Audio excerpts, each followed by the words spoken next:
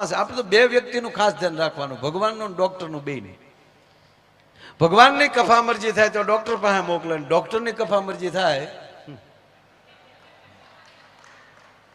એક બેન એના પતિને લઈ ગયા ડોક્ટર પાસે. ડોક્ટરને કીધું ડોક્ટર સાહેબ, એટલે ડોક્ટરે કીધું શું થાય છે? બીજું કાંઈ નથી થતું, રાતના બકે બહુ, રાતના ઝંખે છે, નીંદરમાં બહુ બોલે છે. એટલે ડોક્ટરે કીધું કાંઈ વાંધો નહીં બેન, હમણાં હું તમને દવા આપું, એને સૂતા પહેલા જમીન તરત પાઈ દેવાની સૂતા પહેલા, એટલે ઘસઘસાટ નીંદર આવી જશે અને નહીં બકે, નહીં બોલે. તાકે એમ નહીં તો સ્પષ્ટ બોલે એવું કરો. કેમ? તાકે નીંદરમાં કોકનું નામ લે પણ સમજાતું નથી બને.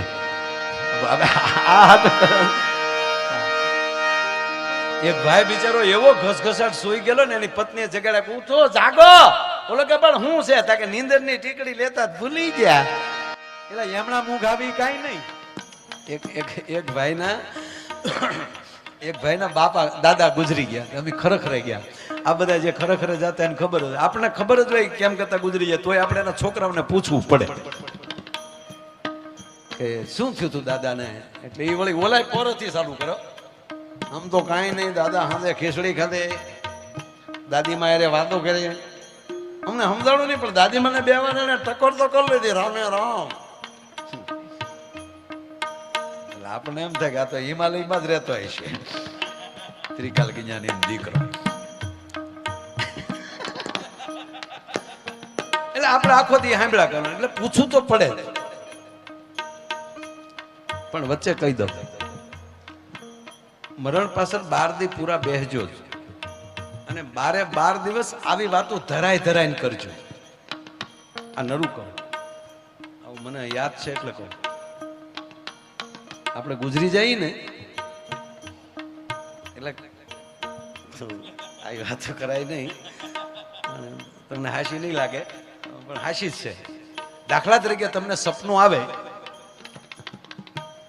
તમે સૂતા હોવ ઘરે, પણ માની લો કોઈ ડરનું સપનું આવ્યું, પગ લપચી ગયો, પડાઈ ગયો, વાહે કૂતર્યું થયું, વાહે હડકાયું થયું, અને ઓચિતા જાગી જાવ તો તમને શ્વાસ એનો સડેલો હોય, તમને પરસેવો કેમ વળ્યો હોય? તમે તો સૂતા હતા.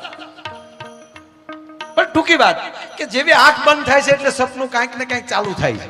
ટૂંકી વાત લઉં, ધ્યાનથી ન સાંભળતો. પણ જેવું તમે પાછા આવીએ છીએ, જાગી જઈએ છીએ, ત્યારે ખબર પડે હું તો માયાભાઈ છું, હું તો ઘરે સૂતો છું. પણ માની લ્યો કે આ શરીર જ બંધ થઈ ગયું, તમે જાગો નહીં ત્યાં સુધી સપનું ચાલુ રહે છે. પછી આપણી નનામી નીકળે, આપણે તો બંધ થઈ ગયા છે, હૃદય બંધ થઈ ગયું છે, શ્વાસ બંધ થઈ ગયા, બુદ્ધિ બધું પૂરું થઈ ગયું. શરીરનું તો 2 તત્વ 5 હતા, એમાં 2 તત્વ વિદાય લઈ લીધી, ધરતી ને અગ્નિ. એટલે એ આપણી નનામી નીકળે ને એને એ જોતા જ હોય, આપણું સપનું લાગે.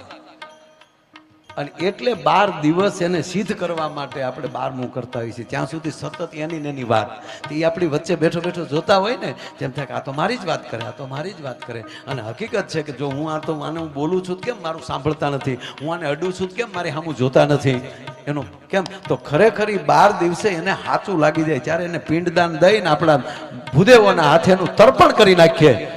અને એટલે 12મા દિવસે પછી વિદાય લઈ લે કે ના ખરેખર સપનું નથી, મારે હવે વિદાય લેવી જોવે. આ નરું સત્ય છે. અને એમાંલી કોક પછી રહી જાય તો 3જે વર્ષે એને હરાદમાં ભેળવી દે. આ હરાદ પક્ષ ચાલે છે ને, એટલે હવે 3 વર્ષ ત્યાં સડા કર્યા, હવે તો નીકળો ખીર ખાઈને. એક ભાઈનો ફોન આવ્યો મને કે અમારા દાદાને કાલે હરાદમાં ભેળવીએ છીએ, જમવા આવજો.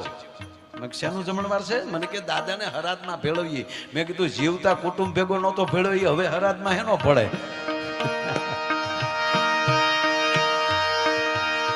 એટલે ભાઈના ટૂંકમાં દાદા ગુજરી ગયા, તમે ખરેખર ગયા. મેં કીધું કેમ કરતા દાદા ગુજરી ગયા? મને કે માયાભાઈ યોગ કરતા. મેં ભાઈ યોગથી તો આયુષ વધે. મને કે અમારો દાદો ગયો. અરે મેં કીધું હોય કઈ, યોગથી તો આયુષ વધે છે.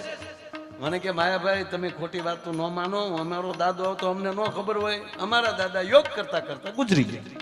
હું કઈ રીતે? મને કે રામદેવ બાબાના પરમ ભગત સવારમાં 5:30 થાય એટલે અમારા દાદા ટીવીમાં હામાં બેસી જાય.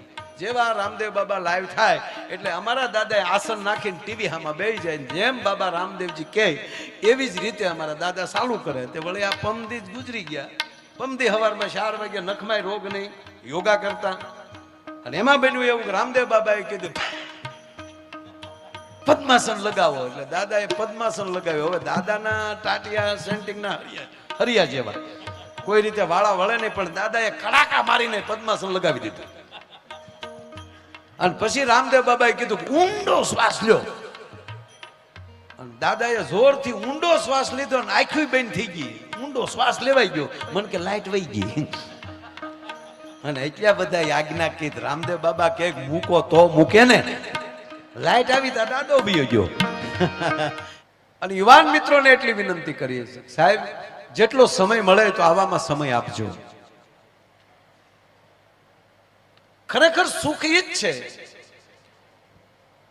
કે આપણું ધાર્યું થાય. અને હકીકત ઈ જ છે ને, દુઃખ કોને કહ્યું કે આપણું ધાર્યું ન થાય દુઃખ. આપણે બધા એવું કહે કે આપણું ધાર્યું જ આપણા ઘરના કરવા જોઈએ, બેનું ને એમ છે કે આપણું ધાર્યું ઘૂ ઘૂ કરવો જોઈએ.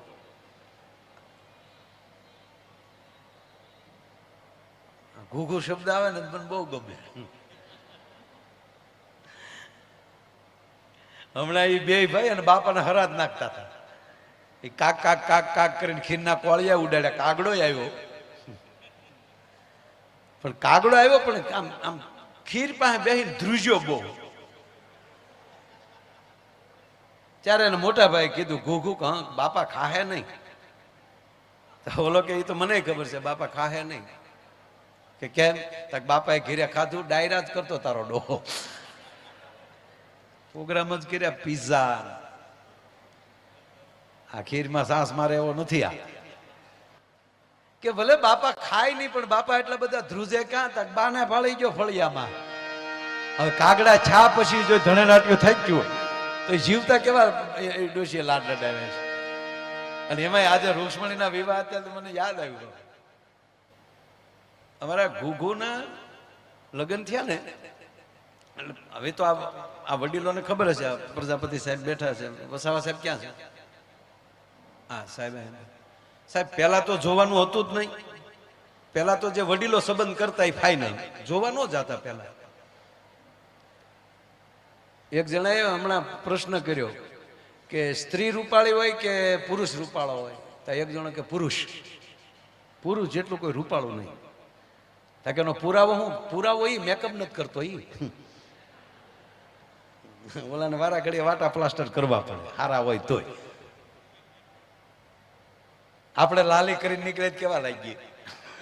આપણે પુરુષે જો એવું કર્યું હોય, બધું આઈબ્રો કર્યું હોય, આપણે કેવા લાગીએ? સખી લાગીએ આપણે. એ હાલ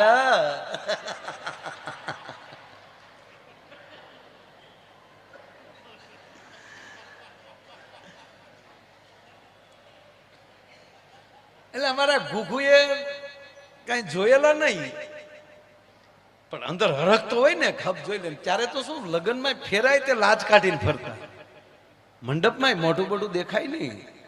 હસ્ત મેલા વખતે હાથ ઘડીક હાથમાં આવે. ઘૂઘુને હાથ આવે તો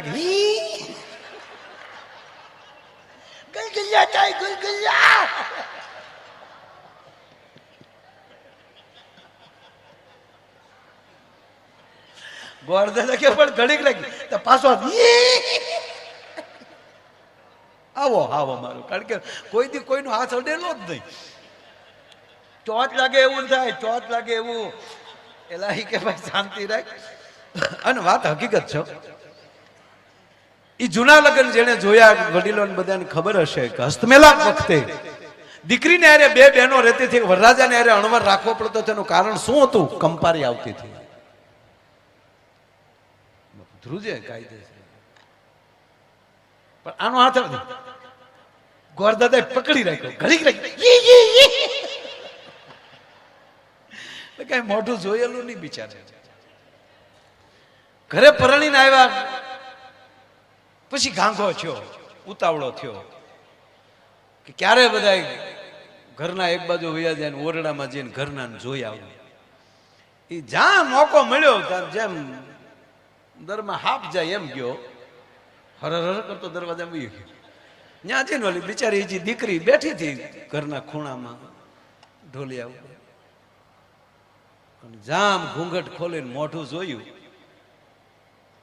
હાથ ભેહુના વાહા ભેગા કરો એવો વાનો, કલર જાય તો પૈસા પાછા, ડુંગળી દાણા જેવડું માથું, લીંબુ જેવડો અંબોડો, કાનકડિયા જેવા કાન, અખરૂટ જેવું નાક, સકરિયા જેવી આંગળીયું, જોઈને ઘૂઘો પડી ગયો. ઓય બાપા, આની હાટું ડીજે વગાડ્યા.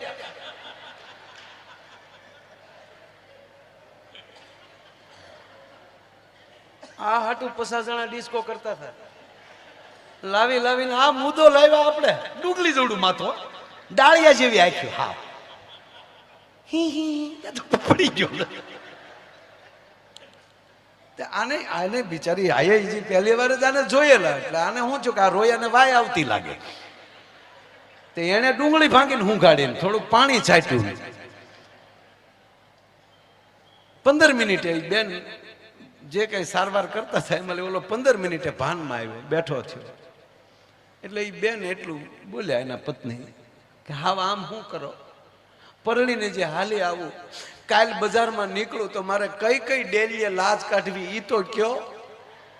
ત્યારે ઓલો માઇન્ડ એટલું બોલ્યો કે આખા ગામની લાજનો ઉલાળિયો કરી નાખજે, ઉઘાડા મોઢે બજારમાં વહી જાય, આમાં કોણ ભડનો દીકરો તારી હામો મીઠ માંડે, તને તમામ ડેલી માફ.